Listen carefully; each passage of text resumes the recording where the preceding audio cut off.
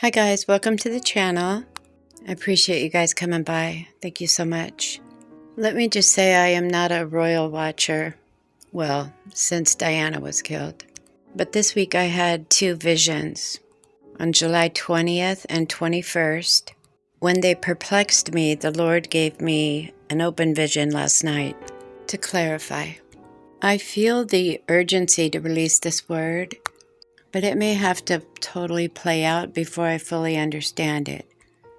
On July 20th, I had a vision, and I was happy to see the Lord intervening and counseling a king and a young man.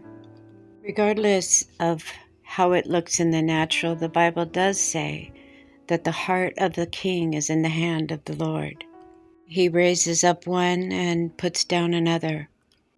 Princess Diana was adored by the public, but hounded by the press, betrayed by her husband, her cries ignored by the cold, hollow monarchy.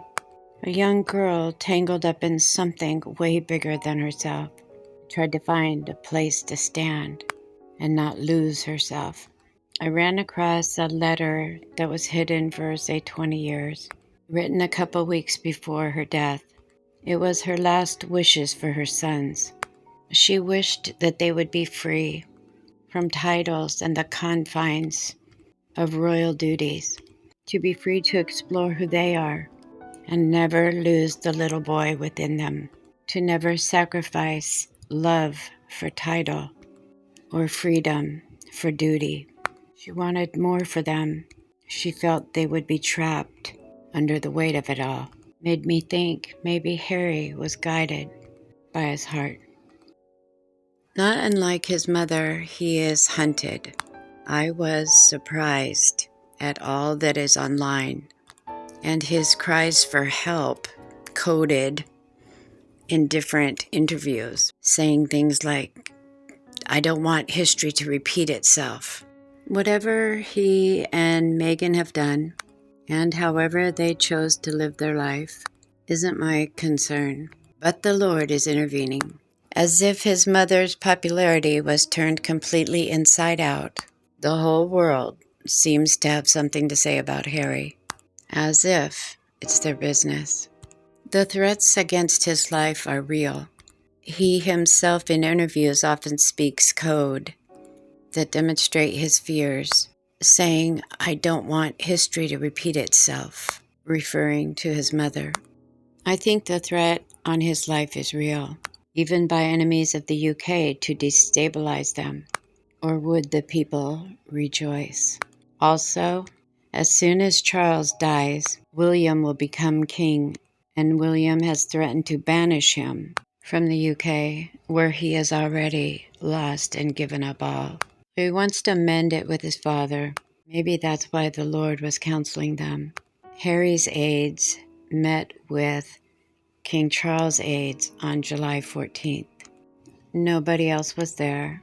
People in the UK are suggesting that William wasn't even told and was furious when he found out. Some people are saying it's a good first step.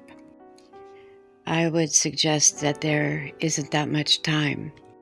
So last night I had an open vision, meaning these two heads encased in glass appeared at the end of my bed. Each of them were speaking, even yelling, but I couldn't hear what they were saying. Nobody could. One of them looked like King Charles, so I concluded that the visions they had on the previous nights, King Charles was the king, along with the young man. Now they're both silenced. What does that mean? I'm not sure, but it is of the Lord. Prince Andrew, I stumbled across the information, is being restored to some royal duties. Not likely, but we could maybe add him into this group. I do know for sure that they're royals connected to King Charles. We will have to watch it play out. Who has been silenced? By the Lord. I was looking for profiles of the royals to put them in glass boxes, and there was a ready-made picture of William in a glass box. So that happened. So back to the vision.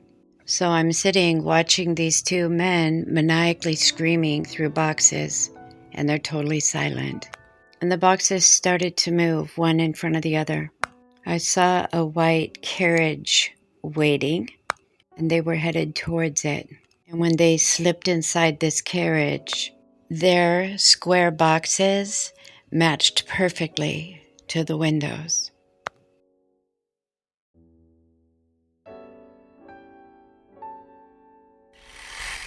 The Lord always adds details that will be part of the future headline.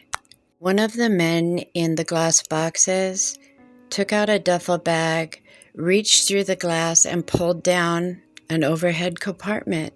Maybe it's symbolic for reaching up to God before the great and terrible day.